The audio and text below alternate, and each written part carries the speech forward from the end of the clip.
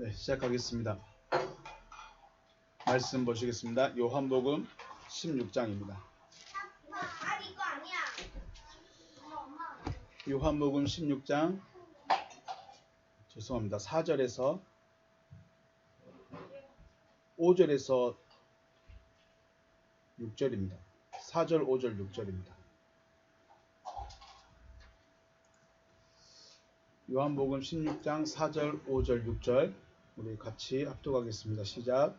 오직 너에게 이 말을 한 것은 너희로 그때를 당하면 내가 너에게 말한 이것을 기억나게 하려 함이요 처음부터 이 말을 하지 아니한 것은 내가 너희와 함께 있었음이라.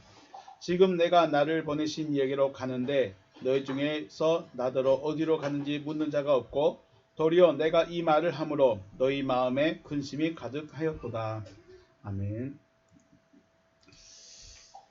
주님은 빛이십니다. 주님이 빛이라고 하신 이유가 있죠. 주님이 왜 빛이셔야 할까요? 주님이 빛이셔야 되는 이유는 세상이 어둠이기 때문이에요. 세상이 어둠이기 때문에 주님이 빛이다 라고 하시는 것입니다. 세상이 미움이기 때문에 하나님은 사랑이시다. 네. 그리고 주님은 빛이시고 중요하죠. 주님을 영접한 자들도 세상에서 어떻게 나타납니까? 누구로 나타납니까? 빛으로 나타나는 거죠. 쉽게 말해서 내가 빛을 가지고 있는 겁니다. 내 안에 빛을 가지고 있는 거예요. 주님은 그 존재 자체가 빛이시라면 우리는 지금까지 어떻게 했어요? 내가 랜턴을 가지고 있는 정도로 생각했습니다. 그러면 빛을 가지고 있는 거죠. 그런데 요한복음 시대에 가면 요한복음 시대는 가면 어떻게 돼요? 마태복음에서 너희는 세상에서 빛이다 라고 하셨으니까 존재가 빛이 돼버린 거예요. 이게 지금까지 우리가 보고 있던 성경의 차이입니다. 지난번까지는 우리가 성경을 보면 주님은 마치 빛인데 내가 그 등불을 내가 들고 있는 것처럼, 그러니까 나는 어둠인데 내가 뭘 가지고 있어요? 등불을 가지고 있는 존재라는 거예요. 그랬었는데 요한복음 시대에 가니까 이 등불이 뭐가 돼버렸어요? 나가 돼버린 거예요. 이제 존재가 바뀐 거죠. 그러니까 너희가 세상에 너희는 빛이다. 너희는 세상의 빛이다라고 하신 거예요. 너희는 세상에 빛을 비춰라가 아니라 너희는 세상의 빛이다예요. 존재가 바뀌어졌어요. 그래서 주님은 빛이시고 주님을 영접한 자는 주님을 영접한 존재 자체가 뭐예요? 빛인 거예요. 그래서 그러면 세상은 어둠이고 어둠은 기본적으로 빛을 거부합니다. 왜요? 어둠에 빛을 비추면 어떻게 될까요? 드러나죠. 자기의 어두운 행실이 드러납니다. 자기의 거짓이 드러납니다. 자기의 실체가 드러납니다. 그래서 어둠은 빛을 싫어할 수밖에 없습니다. 거부할 수밖에 없습니다.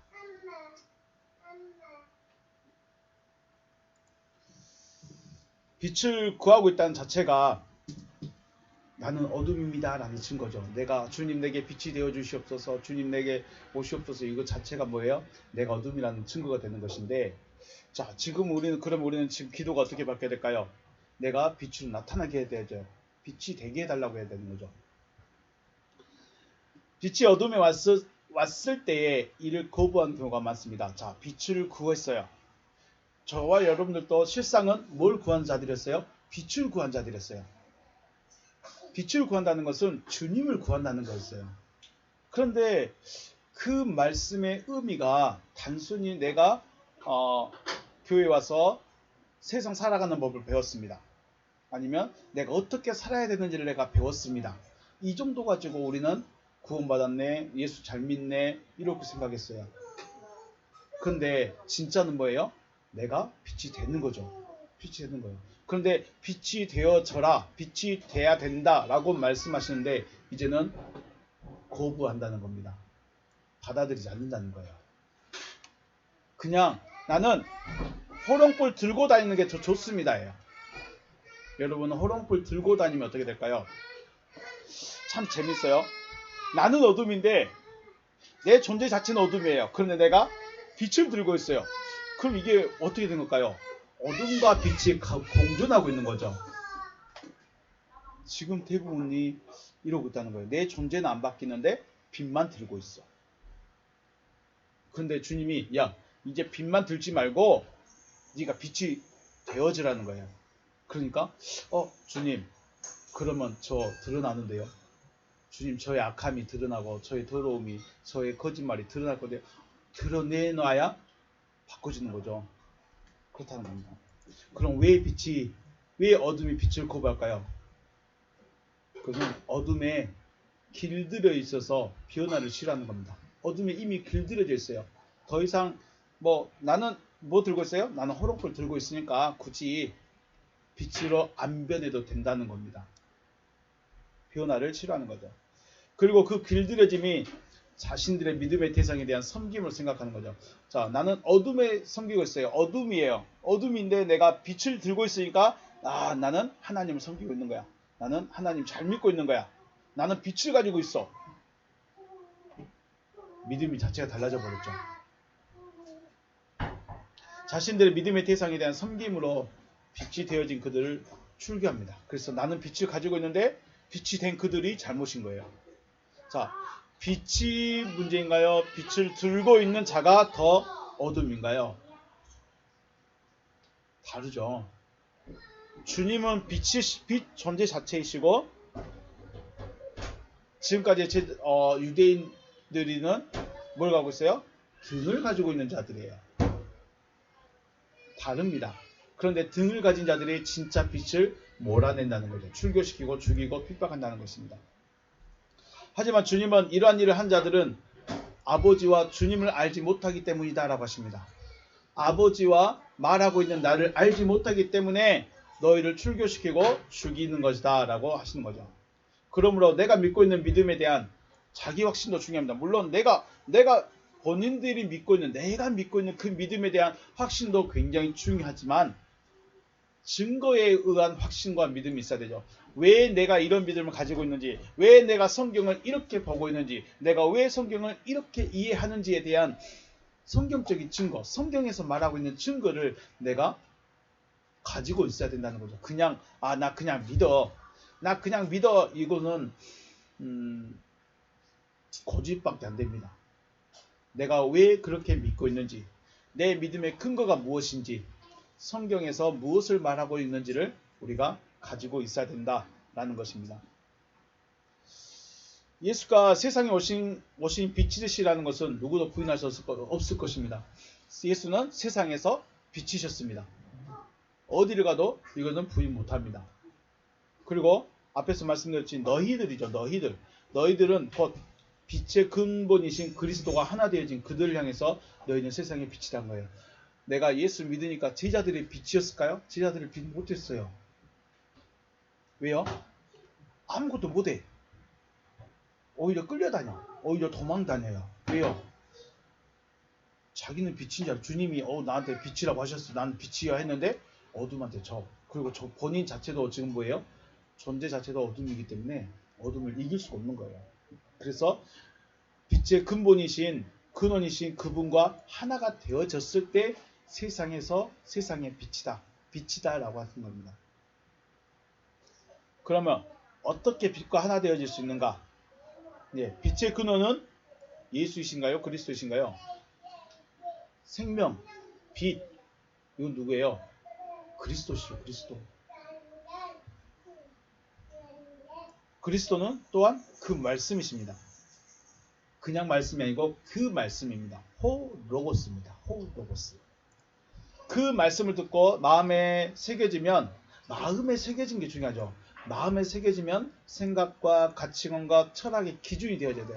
내가 말씀을 들었는데 말씀은 말씀이고 내 생각은 내 생각이야. 그럼 바뀐 거예요? 안 바뀐 거예요? 안 바뀐 거예요. 설교는 열심히 들었는데 내 삶은 그대로예요. 왜 안 바뀌었을까요? 마음에 안 새겨졌어. 저도 마찬가지입니다. 마음에 새겨지면 이게 바꿔져요. 그럼 물론 단번에 탁 손바닥 뒤집어지진 않지만 기준이 달라져요. 가치가 달라져요. 가치관이 달라져요. 그때를 뭐라 그래요? 말씀과 하나 되어진다라고 말하는 겁니다. 그래서 우리가 주님과 내가 하나 되어지면 어떤 귀신 들린 것처럼 막 그런 걸 상상하면 안 됩니다. 그런 현상적인 그런 물리적인 것이 아니라 그 말씀이 내 안에 들어와서 내 생각이 되고 내 가치관이 되고 내 철학이 되고 내 기준이 되어졌을 때 주님과 하나 되어졌다라고 하는 거죠. 세상이 빛을 미워한다는 것은 빛을 거부하는 것입니다. 즉 말씀을 전하는데 그 말씀을 싫어하고 가치관과 생각까지 함께하기를 거부하는 거죠. 그래서 요한계시록 시대에 가면 거룩한 자는 어떻게 모여요? 거룩한 자들끼리 모입니다. 더러운 자는 더러운 자들끼리 모입니다. 어쩔 수가 없어요. 이제 시대가 가면 갈수록 이제 요즘에 그러죠. 요즘 사회적 문제가 그거죠. 비접종자와 접종자. 사회를 나눠버렸어요. 네, 이렇게 됩니다. 가치관까지는 하기 싫다는 거예요. 교회는 다니는데 그 가치관은 별로 싫다. 그 생각은 내 믿음과 안 맞다. 교회는 같이 있는데, 교회는 같이 다니는데, 내가 그리스도가 내 안에 들어온다? 근데 그 그리스도가 말씀이다? 그 말씀은 뭐야? 이런 고민들 스스로 해야 되기 때문에 어려운 거죠. 그런데 중요한 것은 이러한 일은 있어야 하고 반드시 있어야 된다는 것입니다. 쉽게 말해서 16장 2절에서 사람들이 너희를 출교할 뿐 아니라 때가 이르면 무릇 너희를 죽이는 자가 생각하기를 이것이 하나님을 섬기는 일이라. 이런 일이 반드시 있어야 합니다. 왜요? 진짜로 알곡과 가라지를 가르기 위한, 물론 이미 알곡과 가라지는 되어져 있지만 믿음과 믿음이 아닌 것을 분별해야 되기 때문에. 그렇다고 이 때를 지구 종말이네, 휴거네 이런 의미는 아닙니다. 이런 의미로 말씀드리는 심판은 아닙니다. 하지만 반드시 있어야 된다. 그러면 우리 생각해 봤을 때 내가 알곡으로 나타나야 되려면 이건 상대적은 아닙니다. 상대적이진 않지만 내가 알곡이 되기 위해서, 알곡으로 증명되기 위해서는 분명히 출교와 핍박과 죽임이라는 고난이라는 그 부분이 있어야 돼요. 없으면 내가 알곡이라는 걸 증명을 못해. 내가 알곡이라는 걸 증명하려면 핍박과 조롱이 있어야 돼요. 문제는 그것을 견딜 수 있겠느냐. 견딜 수 있겠느냐. 이거죠. 왜 핍박합니까? 아버지와 주님을 모르기 때문에. 알지 아니야. 그러니까 내가 섬기는 그 믿음의 기준이 있기 때문에 더 이상 알 필요가 없어요. 내가 알고 있는 그 하나님이 있기 때문에 더 이상 알려고 해도 하지 않아요. 그냥 주여만 하면 돼요. 그래서 주님을 아는 자는 그렇게 못합니다. 주님을 아는 자는 자기를 핍박한 자들 위해서 저주하지도 못하고 어떻게 반항을 못해요. 왜 그럴까요? 사랑이기 때문에 내가 죽어서라도 내가 너희에게 증명하겠다는 거죠. 그게 누구였어요? 예수고 베드로고 바울이었죠. 우리는 베드로나 바울이나 예수의 가르침을 정말 좋아하는데 이상하게 나눠지게 됩니다. 왜요? 예수만 쫓아가던 그 시대와 진리 시대로 넘어가는 그 시대가 다르기 때문에 이제 구별이 나눠지기 시작하는 거죠. 16장 4절입니다. 오직 너희에게 이 말을 한 것은 너희로 그때를 당하면 내가 너희에게 말한 이것을 기억나게 하려 하며 처음부터 말을 하지 아니한 것은 내가 너희와 함께 있었습니다. 라고 하십니다. 우리 원문 같이 한번 보겠습니다. 읽겠습니다. 시작. 알라, 타우타, 렐라레카, 히민. 이 한 줄만 보시면 알라, 그리고 오히려 이런 의미로 됐습니다. 오히려 이것을 너희에게 내가 말했다. 그러면 말한 것이 동사 완료죠. 이미 말했어요. 그러면 뭐예요? 14장과 15장에서 이미 말해버린 거예요. 이것은 말했다. 뭘 말했냐? 이 히나 호탄 엘데 페호라. 호탄 때가 올 것이다. 때가 오기 때문이다. 해호라. 그 때가 올 것이다 라는 것입니다. 그 때가 올 것이다. 그때가 왔을 때에 문에모뉴에테 기억해라. 너희들은 기억할 것이다. 너희들이 기억하게 될 것이다. 아우터 뭐를요? 그것들을. 왜 내가 이렇게 말했는지, 왜 주님이 이런 말씀들을 하셨는지 너희가 그때는 기억할 것이다. 포티 에고 에이폰 힘이 너에게 말했던 것들을. 내가 너에게 말했던 것들을 언제 기억납니까? 그때가 되면 안다는 겁니다. 그러면 그때가 되기 전에는요, 알 수 있을까요? 모를까요? 그냥 들어갔던 이야기예요. 그냥 들었던 이야기에 불과해요. 그냥 들었던 이야기에 불과한데 그때가 되면 주님이 이렇게 말씀한 게 이때구나. 그때 안다는 겁니다. 그때가 바로 포탄 엘데입니다. 자, 타우타 때 그리고 그것들을 히민 알케스 처음부터 너에게 말했다. 우크 에이폰 처음부터 말하지 아니한 것은 포티 맷 히먼 에멘 내가 너희와 함께 있기 때문이다.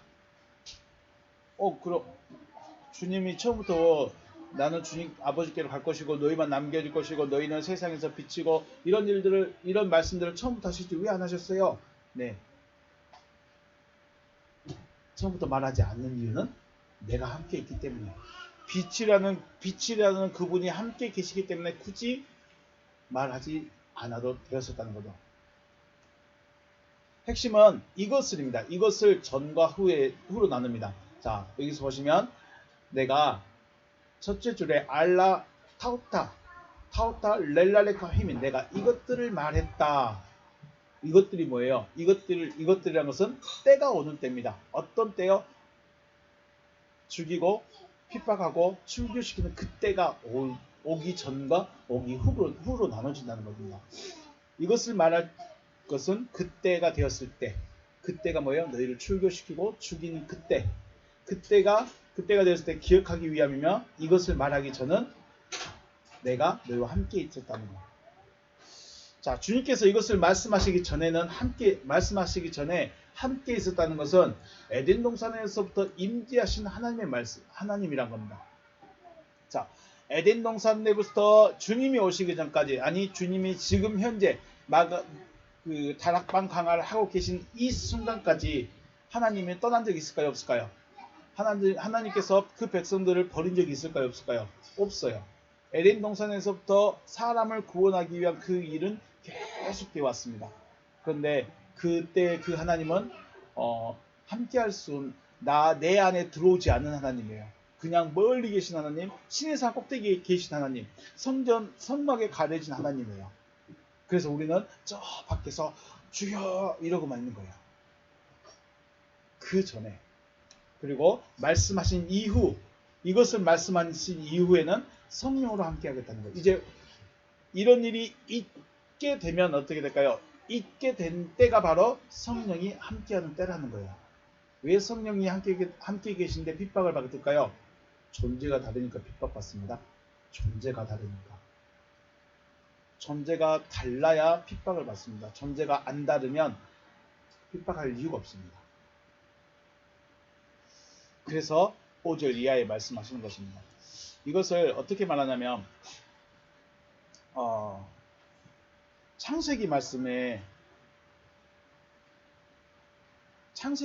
보면 우리 창세기 보시면 다섯째 날이 있고 여섯째 날이 있죠. 만들어진 존재 다섯째 날도 네페시 하야이고 여섯째 날도 네페시 하야입니다. 그런데 여섯째 날 만들어진 존재는 누구예요? 여섯째 날 만들어진 존재는 거듭난 자들이에요. 하나님의 신적 영역이 있는 자들이에요.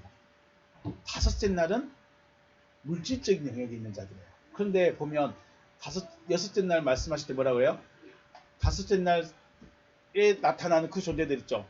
땅에 기고 땅에 있는 짐승들, 기고 달, 이런 들 있죠. 이런 자들을 어떻게 해요? 다스려요. 정복해요. 그러면 다섯째 날의 존재 입장에서 여섯째 날 존재는 뭐예요? 원수예요. 원수. 이런 맥락으로 가고 있습니다. 다섯째 날 존재가 봤을 때 여섯째 날은 자신들을 정복해야 될 자이기 때문에 원수죠. 그래서 정복하지 못하도록 오히려 이상하게 핍박을 하게 되죠. 영적 존재가 이겨야 되는데 희한하게 육적 존재가 이기는 것처럼 보여요. 왜 그럴까요? 우리가 세상에 있기 때문에 그렇습니다.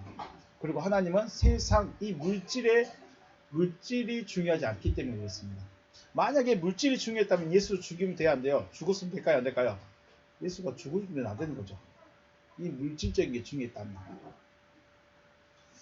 자, 그렇습니다. 4절은 그렇게 이해하시면 됩니다. 이런 일이 있기 전과 후의 사건이 나타난다. 5절 지금 내가 나를 보내신 이에게로 가는데 너희 중에 나더러 어디로 갔는지 묻는 자가 없다. 닌데 히파고 프로스톤 펜프사트메 닌 지금 힙하고 가고 있다. 내가 가고 있다. 프로스톤 펜프산타메 나를 보내신 그분을 향해서 내가 지금 가고 있다. 카에 우데이스 하나도 없다. 에크히몬 엘로타메 나에게 묻는 자가 하나도 없다는 거예요. 무엇을 물을까요? 히파게스 어디로 가십니까? 어디 가십니까? 하고 묻는 자가 없다는 거예요.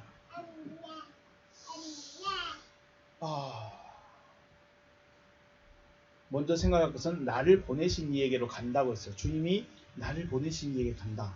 여러분, 주님이 여러분 놔두고 원래 왔던 데 계시던 데로 간다고 하면 여러분 느낌 어떨까요? 여러분의 기분 어떨까요? 하나님께서는 에덴 동산에서부터 사람을 보냈습니다. 에덴 동산에서부터 사람을 보내셨는데 그 하나님께로도 보낸 사람들을 뭐라고 하냐면 하나님의 종 혹은 선지자라고 불렀습니다. 이들의 가장 큰 사명은 하나님과 사람의 중재자입니다. 하나님과 사람 사이에서 중간에 서서 다리를 역할하는 거죠. 하나님은 사람들에게 말씀하실 때 이 중간자를 통해서 중재자를 통해서 말씀하시고 사람들은 자신들의 요구를 하나님께 올리기 위해서 이 중재자가 필요했습니다. 그래서 중매자가 필요한 거죠. 그래서 항상 사람과 하나님 사이, 하나님과 사람 사이에는 항상 중재자가 있어 왔습니다. 그런데 주님은 자신을 뭐라고 그랬어요? 파라클레토스라고 했어요. 파라클레토스. 돕는 자, 위로자, 보호자라고 합니다. 지금까지는 선지자들이 안 나타났고 뭐 특별하게 말이 없었는데 주님이 파라클레토스, 보호자로 오셨는데 보냄을 받은 자로서 오셨는데 자신이 아버지께로 다시 간다고 하시는 거죠. 이 말씀은 제자들의 입장에서는 무서운 일이고 두려운 일이지만 하나님의 계획에 있어서는 굉장히 중요한 사항입니다. 왜냐하면 더 이상 중재자 혹은 위로자가 없다라는 것을 말씀하고 있는 것입니다. 그럼 우리는 선지자가 없이 어떻게 살까요? 우리는 중재자 없이 어떻게 기도할까요? 요한복음 4장 23절에 그러죠. 아버지께 참되게 예배한 자들은 영과 진리로 예배할 때가 온다 그랬어요. 영과 진리로 예배할 때가 오나니 곧 이때라, 지금이라, 이때라. 아버지께서는 자기에게 이렇게 예배한 자들을 찾으시나 영과 진리로 예배하는 자들을 찾고 있다. 곧 영과 진리로 예배하는 자들의 시대가 온다는 겁니다. 영과 진리로 예배하는 자들의 시대가 옵니다. 지금까지는 선지자를 통해서 혹은 제사장을 통해서 예배하였지만 이제는 영 그리고 진리가 되어진 그들 자신이 뭐가 돼요? 그들 자신이 예배자가 되는 겁니다. 그러니까 내가 굳이 선지자를 찾아간다, 교회를 찾아간다, 그래서 큰 재물을 들고 간다. 굳이 이제는 누구를 통하지 않습니다. 나 스스로가 재물이 되고 나 스스로가 하나님께 드려질 수 있는 예배자가 되는 겁니다. 이때를 지금 주님 말씀하시는 거예요. 그러니까 제사장의 의미가 필요 없습니다. 선지자의 의미가 필요가 없습니다. 이때가 되면 어떻게 될까요? 주님이 내 안에서 직접 말씀하시고 나는 그 말씀을 직접 듣습니다. 내가 직접 예배하고 아버지께서 그 예배를 직접 받으십니다. 그러니까 이제 중개자가 없이 너와 나와 다이렉트로 보자는 겁니다. 너와 나로 다이렉트로 만나자는 겁니다. 하나님의 계획은. 그런데 사람이 볼 때 교회가 없어지고 목사가 없어지면 이거 어떻게 하지? 예배 어떻게 해야 되지? 다 신학교 가야 돼? 그러지 않겠습니까? 당장 지금 이 땅에서 교회들이 문 닫아버렸습니다. 목사들이 다 목사 자격 취소돼 버렸습니다. 목사 자격이 없습니다. 그럼 어떻게 예배해요? 예배 못 드리네? 그러고 끝날까요? 그리고 그렇게 끝내라는 것이 아니라 내가 예배자가 돼야죠. 근데 어떻게 예배해야 됩니까? 영과 진리로 예배한 자들. 재물과 피로 형식으로 예배한 자들이 아니라 뭐예요? 영과 진리로 예배한 자들인 거죠. 물론 영과 진리가 되어진 그들은 아직 되어지지 않는 자들을 향해서 파라클레토스로서 전하고 가르치는 부분들이 있지만 중요한 것은 듣는 자들이 직접 듣게 되고 살아난 자들이 나타나는 시대가 된다. 자, 선지자가 없다고 해서 목사가 없다고 해서 가르친 자가 없다고 해서 끝났느냐? 아니란 거죠. 베드로가 어떻게 했습니까? 제자들에게 그 다른 사람들에게 말씀을 또 가르쳤죠. 바울이 다른 사람에게 가르쳤습니다. 그들을 향해서 직접적으로 선지자거나 제사장이라고는 말하지 않습니다. 바울을 제사장이라고도 말하지 않습니다. 베드로를 제사장이라고 하지 않습니다. 그런데 그들이 직접 말씀을 가르치죠. 그런 부분들은 남아있다는 것입니다. 주님께서 앞에서도 이러한 때가 되어질 것에 대해서 말씀하셨지만 이 말씀이 무엇을 의미하는지 제자들 입장에서는 이해가 되지 않는 부분들이기 때문에 무슨 말씀하십니까? 라고 물을 수가 없다는 거예요. 주님 그게 무슨 말이에요? 이해가 안 되는 거예요. 못 알아먹겠다는 거예요. 왜냐하면 아직 되어지지도 않았고 그런 일을 들어본 적도 없고 내가 예배자가 돼요? 내가 예배할 수 있는 자가 돼요? 알 수가 없다는 겁니다. 그래서 물어볼 수도 없다는 거죠. 그래서 그때가 올 것인데 그때가 되어졌을 때 스칸달리조 하지 말라는 겁니다. 스칸달리조 하지 말라. 스칸달리조 빠져드는 거죠. 빠져드는 거. 스칸달리조는 내가 다른 유혹에 빠져드는 게 아니라 내 관념에 내 생각 때문에 빠져드는 거 말합니다. 자, 이걸 정리하면 너희는 내 말을 듣고 받아들임으로 하나님을 직접 예배한 자가 될 것이에요. 그죠? 직접 예배자가 될 겁니다. 아직 되어지지 않는 자들로 인해서 또는 주님의 말씀을 이해하지 못한 자들에 대해서 혼란과 착각과 도탄에 빠지지 말라는 거예요. 쉽게 말해서 저는 지금 하나님을 예배하고 있어요. 또 하나님께서 하신 말씀을 그대로 전하고 있어요. 그런데 사람들은 네가 뭔데? 네가 뭔데 하나님의 말씀을 전한다고 그래? 네가 뭔데? 네 교회만 하나님의 말씀이라고 그래?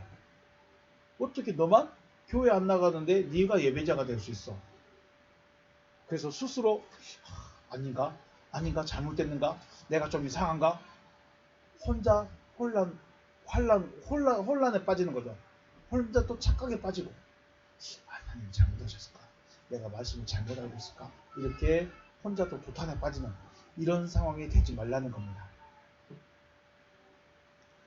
16장 6절 도리어 내가 이 말을 함으로 너희 마음에 근심할 때다. 자, 그러면 주님이 우리에게 말씀하실 때 이제는 네가 예배자다.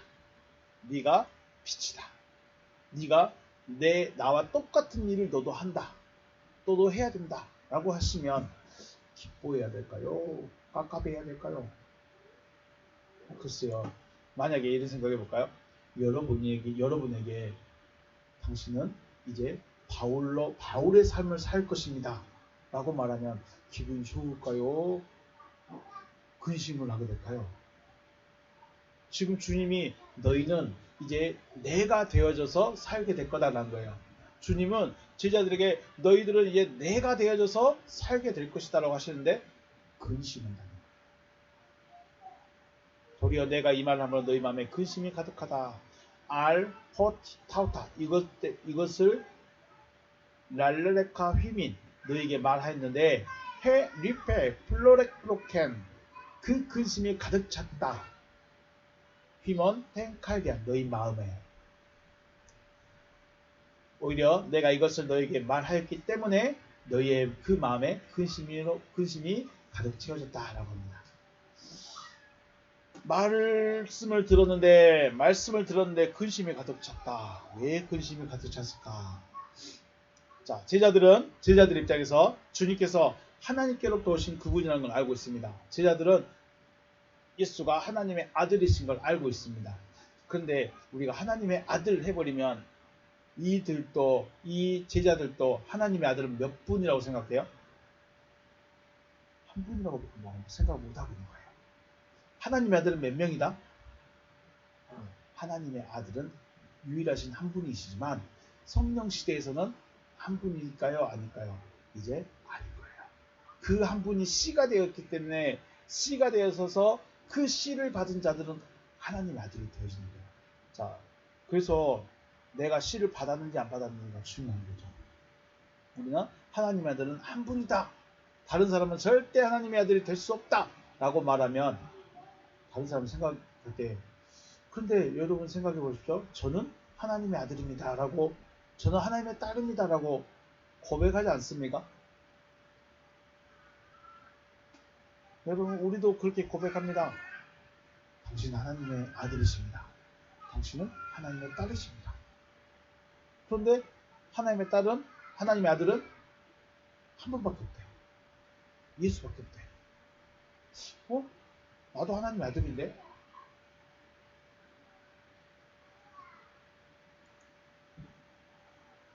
네, 제자들은 주님께서 하나님으로부터 오신 분인 걸 알고 있어요. 그런데 주님이 하나님께로 다시 돌아간다고 하시니까 이제는 자신들의 보호자 또 위로자 없어지는 거죠. 그래서 근심할 수밖에 없죠. 주님은 14장에서 이미 말씀하셨습니다. 내가 너희에게로 가고 있다. 너에게로 가고 있다고 하셨고 15장에서는 내가 너희와 하나다라고 말씀하셨습니다. 그런데 그 말씀은 생각하지도 못하고 내가 아버지께 간다. 나는 간다네 라고 이 말씀만 생각하고 있다는 거예요. 주님은 진리의 성령의 사역에 대해서 말씀하시기 전에 지금 빠져들다 스칸달리조에 대해서 계속 말씀하시는 거예요. 이제 7절부터 보시면 진리의 성령에 대해서 쭉 말씀하십니다. 그런데 그 진리의 성령의 시대가 되기 전에 너희들이 이런 일을 만나게 될 텐데 이런 일을 당하게 될 텐데 그때 늘 고민하지 말고 생각에 빠지지 말고 관념에 빠지지 말고 너희들이 그 전에 알고 있었던 그 믿음 때문에 고민하지 말라. 이걸 먼저 지금 확실하게 말씀을 하시고 넘어가기를 바라신다는 거죠. 주님은 내가 가고 다시 너희에게 올 것이다 라고 말씀하시기 위함인데 제자들의 생각에는 주님이 가신다. 그것 끝이다. 주님이 가신다는 말씀은 내가 지금 너희에게로 간다 라는 말씀인데 제자들의 생각은 주님이 없으니까 우리는 끝이다 라고 생각합니다. 생각의 차이 엄청나죠. 제자들은 스스로의 관념과 사고방식에 빠져드는 겁니다. 지금 주님 가신대. 주님이 가시면 우주 어디까지 올라가셔 버린대. 그럼 우리하고 너무 멀어지시는데 내가 불러도 대답을 못할 수 있는데 주님이 이제 안 계시면 어떡하지? 이 생각에 빠져버린 거죠. 앞에서 말씀드렸듯이 당장의 제자들은 이렇게 생각할 수밖에 없어요. 왜냐하면 아직 되어지지 않았기 때문에. 그리고 말씀이 이해도 되지 않았고 들어본 적도 없기 때문에 주님이 가시니까 우리는 끝이구나. 근심할 수밖에 없었다는 거죠. 그래서 주님은 기존에 가지고 있던 관념에서 빠져나오기를 바라시는 거예요. 관념에서. 내가 가지고 있던 믿음에서 빠져나오기를 바라시는 거예요. 내가 알고 있는 성경에서 빠져나오기를 원하시는 거예요. 그런데 못 버리죠. 내가 40년, 50년을 믿었는데 내가 40년, 50년 평생을 이거 하나 믿고 왔는데 이거에서 빠져나오라니 못 빠져나옵니다. 그게 어렵습니다. 빠져나오려고 하면 다른 구멍이 생깁니다. 빠져나오려고 하고 다리 한쪽 빼면 또 다른 다리가 빠집니다. 자, 다시 한번 6절 말씀 보시면 근심이 가득 찼습니다. 리페 플레로로켄 되어 있습니다. 근심. 단어사전 보시면 리페 슬픔이죠. 슬픔 되어 있습니다. 기본어 이거 슬픔, 한숨. 또 보시면 근심, 서러움 등이 있습니다. 누가복음 말씀 보시면 기도 후에 일어나 제자들에게 가서 슬픔으로 인하여 잠든 것을 보셨습니다. 슬픔으로 인하여 잠드셨습니다. 아포테스 리페스 되어 있습니다. 리페스인데 루페스를 됐네요. 네, 리페스입니다. 리가 됐습니다. 리. 슬픔으로 인하여 아포테스 리페스입니다. 리페스. 참 슬픔으로 인하여 잠이 들었습니다. 이랬을 때 어찌하여 자느냐? 시험에 들지 않게 일어나 기도해라 라고 말씀하시죠. 기도 3번 하고 오셨어요. 그러면 제자들이 왜 기도하지 못하고 잠들었어요? 피곤해서요? 물론 피곤했을 수도 있겠죠. 더 근본적인 문제는 뭐였어요? 슬픔으로 인하여입니다. 아포테스 리페스입니다. 슬픔 때문에 기도를 못해요. 그러면 우리가 여기서 생각해야 됩니다. 슬픈 사람은 원래 기도를 못할까요?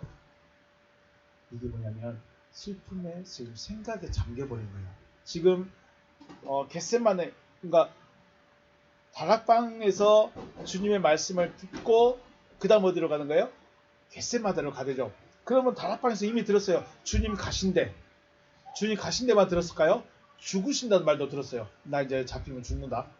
나 잡히면 나 가서 기도하고 내려오면 잡힐 것이고 잡히면 죽을 것이고 그리고 난 아버지께 간다. 와, 아무리 제자들이 생각을 해봐도 주님이 죽으셔야 되고 또 아버지께 간대. 그게 뭔 말인지 모르겠는데 같은 주님이 우리를 떠나신 건 확실해. 그러면 어떻게 해요? 슬픔밖에 없다는 거야. 이 슬픔 때문에 이 생각 때문에 기도에 집중 못하는 거예요. 이 생각에 사로잡혀서 우리가 가끔 부부싸움을 하게 되면 부부싸움하고 기도하러 오면 기도가 될까요? 안 될까요? 자녀에게 화를 버럭버럭 내놓고 와서 주여 하면서 기도하려고 하면 기도가 될까요? 안 될까요?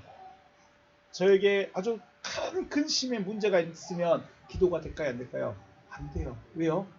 이 생각이 거기에 쏙 빠져버린 거예요. 내 아내한테 이걸 이렇게 말할 걸, 이걸 조목조목 한번 따져볼 걸, 이 생각에 빠져가지고 기도가 안 되는 거예요. 이걸 잠들었다고 표현한 거예요. 기도를 안 하는 것이 아니라, 기도 자리에 안 가는 것이 아니라, 기도가 집중이 못 하는 거예요. 생각이 엉뚱한 데 가 있는 거예요. 생각이. 해, 리페, 플레로켄. 플레로, 기본형은 플레로인데, 근심이 가득하다. 이 단어만 보면 근심이 가득하다라고 말하는데 의역을 하면 멸망된 거예요. 아주 생각이 쏙 빠져버린 거예요. 그러니까 빠져들다 혹은 아예 멸망하다라고까지 표현합니다. 즉 근심에 빠져있다는 거예요. 너희들 뭐가 근심은 뭘로 하는 거예요? 생각으로 하는 거죠. 그 결국은 우리의 생각이 거기에 빠져있는 거예요. 주님 가신대. 주님 죽으신대. 이제 어떡하지? 주님이 오면 되지. 우리 어떡하지? 그 고민에 기도를 집중 못하는 거죠. 주님께서 아버지께로 가야 한다고 하셨고 가야 한다고 하시니까 근심에 빠져 있는 것이고 내가 죽어야 한다니까 슬픔에 빠져 있는 겁니다. 주님 죽으신대. 이 방에서 나가면 이 밤이 지나면 주님 죽으신대. 어떻게? 근데 그게 실제로 제자들 앞에서 지금 보이고 있죠. 아주 무서운 일인 거죠. 그래서 근심이나 슬픔의 실체는 뭐예요? 생각이라는 겁니다. 생각. 그러면 이 생각은 뭐예요? 육신적인, 육체적인 생각입니다. 주님이 안 계시면 내가 불안해. 주님이 항상 옆에 계셔서 나는 주님 딸랑딸랑 따라만 다니면 됐는데 이제 안 계셔. 그러면 사람들이 야, 네 선생 어디 갔냐? 너희 선생 어디 갔냐? 너 그 능력 행하던 선생 어디 갔냐? 비꼬고 졸아가면 어떡하지? 이런 근심들, 슬픔들, 걱정에 아주 휩싸여 있는 것이죠. 결국 이런 근심과 슬픔이라는 실체는 생각인데 이 생각은 바로 육신의 생각에 빠져있다. 육신의 생각에 빠져있으니까 잠들어 있을 수밖에 없다. 잠들었다는 건 결국은 그냥 눈 감고 자는 것이 문제가 아니라 아무것도 못하고 깨어있지 못하는 거죠. 그래서 주님은 시험에 빠지지 않도록 기도해라 라고 하셨는데, 시험이라는 말은 넘어지다라는 뜻인데 어원적으로 보면 건너편으로 가는 것이 시험입니다. 시험은 단순히 내가 넘어지고 미끄러지고 실수하고 이런 것도 맞을 수 있는데, 더 어근적으로 들어가면 열심히 배운 제자들, 이 제자들처럼 열심히 말씀 듣고 배우고 제자라는 말을 들었는데 다시 원래 상태로 돌아가 보는 것을 시험에 둔 거예요. 그러니까 단순히 내가 실수했네, 내가 넘어졌네, 이런 문제가 아니라 원래 어부의 삶 있죠. 원래 어부의 삶으로 돌아가 버리는 거. 제자의 삶을 놔두고 원래 상태로 돌아가 버리는 거. 자, 원래 상태는 누구의 말을 듣고 있어요? 바리새인 말 듣죠. 제사장들 말 들어야 되죠. 원래의 상태로 돌아가 버려요. 열심히 3년 동안 주님이 열심히 가르쳤고 보여줬고 다 비밀을 다 말해주고, 너에게 온다, 네 안에 들어갈 거다, 네가 내 일을 할 거다, 이 다 말 알고 있는데 시험에 들어버리면 어떻게 해요? 다 버려버려요. 다 버려. 에이, 가버려야지. 그래서 제자들이 어떻게 했어요? 나 물고기 잡으러 갈란다 해버린 거예요. 이게 바로 자체가 시험인 거예요. 그런데 더 고마운 것은, 감사한 것은 주님이 다시 찾아와 주셨다는 거. 왜요? 그들은 씨를 가지고 있는 자들이잖아요. 그들이 입술로 부인하지 않았어요. 그들이 마음으로 부인하지 않았어요. 그래서 다시 찾아오신 것입니다. 그러므로 우리가 해야 할 것은 뭘 해야 될까요?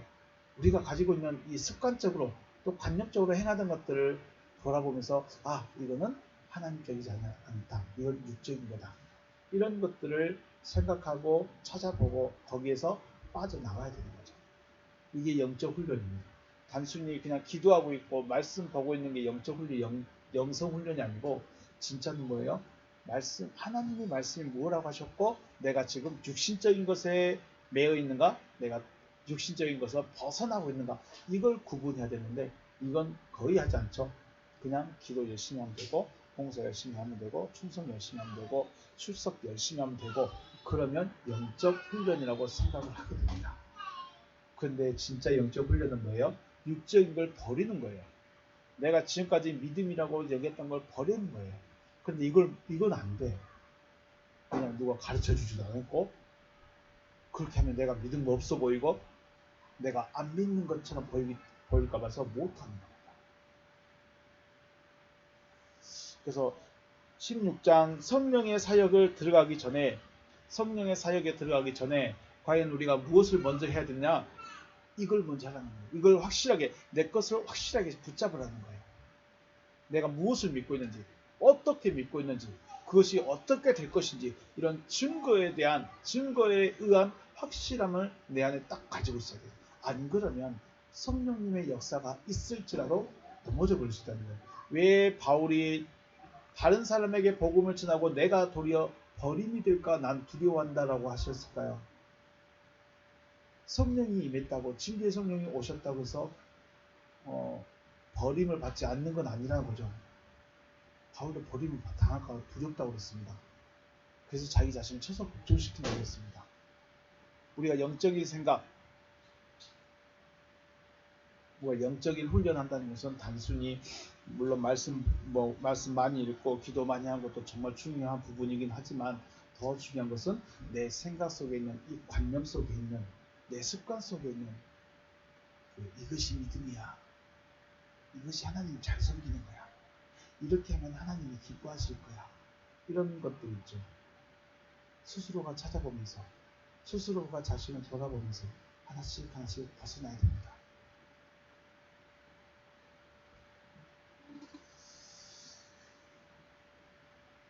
저 여러분,